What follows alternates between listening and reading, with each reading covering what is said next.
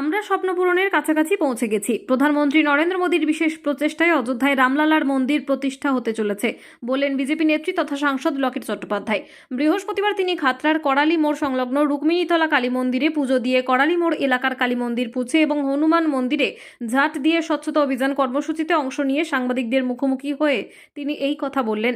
আগামী 22শে জানুয়ারি অযোধ্যায় রাম মন্দির উদ্বোধনের দিন এ রাজ্যে তৃণমূলের সংহতি মিছিল নিয়ে প্রশ্ন করা হলে লকেট বলেন, লজ্জার কথা, রাম জ্বরে কাঁপছে সারা দেশ। 140 কোটি মানুষ যখন রামলালার অপেক্ষায়, ঠিক তখন এ রাজ্যের মুখ্যমন্ত্রীকে ওই দিনই সংহতি মিছিল করতে হবে।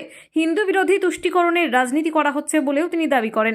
অন্য এক প্রশ্নের উত্তরে তিনি বলেন, রাম কারো একার নয়, রাম প্রত্যেকের। রামের পুজো ঘরে ঘরে হয়, রাম নামের মধ্যে দিয়ে প্রত্যেককে যেতে হয়। ভয় পেয়ে এসব প্রচার করা হচ্ছে বলে তিনি দাবি করেন। এদিন লকেট চট্টোপাধ্যায় ঝাঁটা হাতে নিজে খাতড়া রুক্মিণীতলা কালী মন্দির পরিষ্কার করেন। পরে ওই মন্দির পরিষ্কারের কাজেও হাত লাগান তিনি।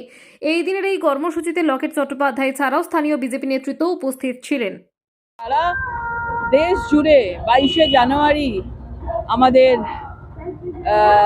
500 বছর পর অনেক দীর্ঘ লড়াইয়ের পর আমাদের রাম মন্দির প্রতিষ্ঠা হচ্ছে।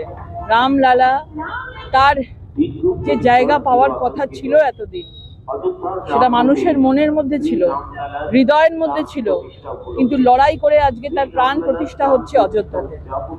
এবং তার 10 দিন আগে থেকে আমাদের সারা ভারতবর্ষের প্রত্যেকটা মন্দিরে, আশ্রমে, মঠে আমাদের স্বচ্ছ ভারতের কর্মসূচি চলছে এবং সব মন্দিরে পুজো দেওয়ার কার্যক্রম চলছে।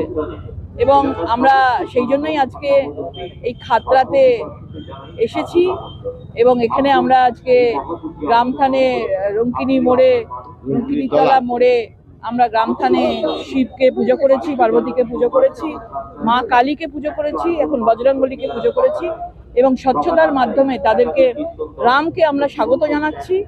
এবং সারা দেশ সেই সন্ধিক্ষণের অপেক্ষায় রয়েছে রামলালা কখন আসবেন। এবং একমাত্র সেটা সম্ভব হয়েছে আমাদের প্রধানমন্ত্রী নরেন্দ্র মোদীজির জন্য।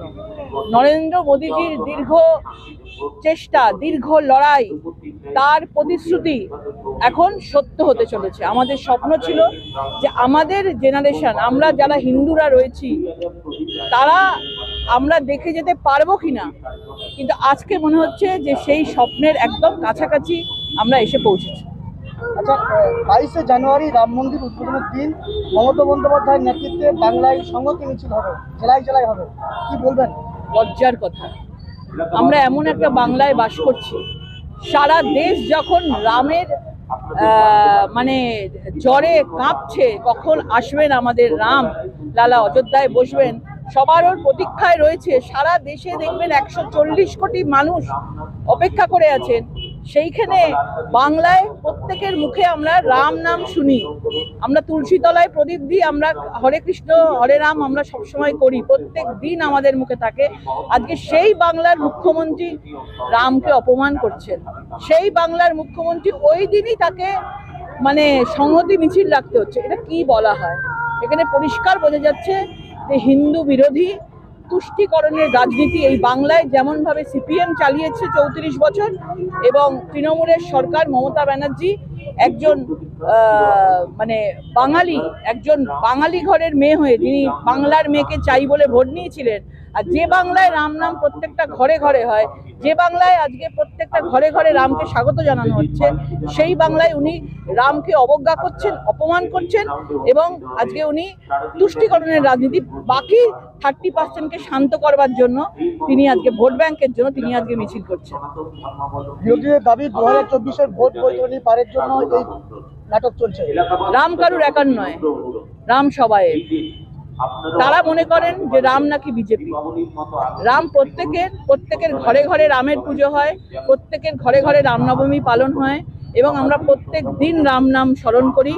আমরা যখন মানে মানুষ যখন পরলোকে চলে যায়, তখনও কিন্তু রাম নামই আমরা স্মরণ করি। প্রত্যেকটা মানুষকেই রাম নামের মধ্যে দিয়েই যেতে হয়, রাম ধ্বনির মধ্যে দিয়ে যেতে হয়।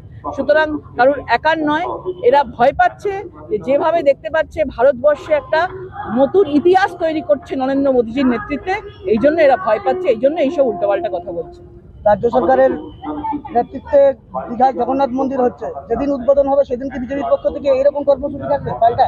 দেখুন, তারা মানে রাম মন্দির প্রতিষ্ঠা হচ্ছে বলে তার জন্য উনি জগন্নাথ মন্দির প্রতিষ্ঠা করছেন, মানে উনি দেখাতে চাইছেন যে আমিও মানে 30%-এর জন্য তো সবকিছুই করি তার ভোটের জন্য, বাকি 5%-এর জন্য আমি একটা বাঁহাতে একটা মন্দির প্রতিষ্ঠা করে দিয়ে মানুষকে খুশি করতে চাইছে। যার ভেতরে কোনো ভক্তি নেই, যার ভেতরে কোনো রামের ভক্তি নেই, সে মন্দির কেন, সে বিরাট বড় বড় রাজপ্রাসাদও যদি বানায় সেই তার কোনো মাহাত্ম্য নেই।